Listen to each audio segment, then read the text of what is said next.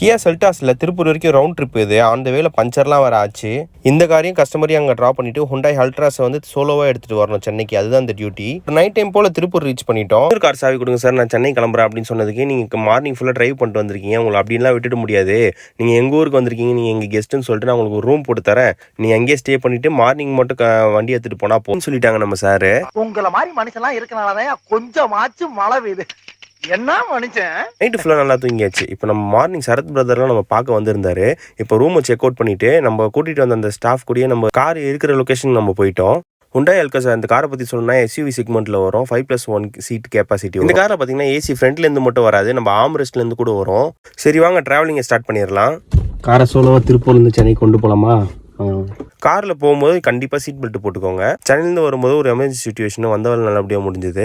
இந்த காரை வந்து எடுத்துகிட்டு போய் நம்ம சென்னையில் விட்டுனா மீதி வேலையை முடிஞ்சிடும். வழக்கம் போல் ஒரு நார்மல் விலாகாக போட்டலாம் தான் பார்த்தேன். ஆனால் நம்ம கஸ்டமரை பற்றி ஹைலைட்டாக சொல்ல முடியாமல் போயிடும். ஏன்னா நம்ம கஸ்டமரை பற்றி நம்ம தான் பெருமையாக சொல்லி ஆகணும்.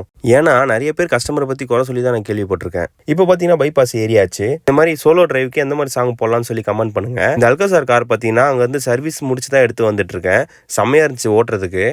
இந்த வீடியோ உங்களுக்கு பிடிச்சிருந்தா லைக் பண்ணிவிட்டு நம்ம பேஜை மறக்காமல் ஃபாலோ பண்ணி வச்சுக்கோங்க. இப்போ பார்த்தீங்கன்னா சென்னைக்கு ரீச் பண்ணிட்டேன். வரதுக்குள்ளே இருட்டுருச்சிங்க. கஸ்டமர் பிளேஸ்க்கு சேஃபாக வந்தாச்சு. கஸ்டமர்கிட்டே காரை ஹேண்ட் ஓவர் பண்ணியாச்சு. நெக்ஸ்ட்டு ரேப்பிடோ போட்டு நான் வீட்டுக்கு போயிட்டேன். Tata bye, take care.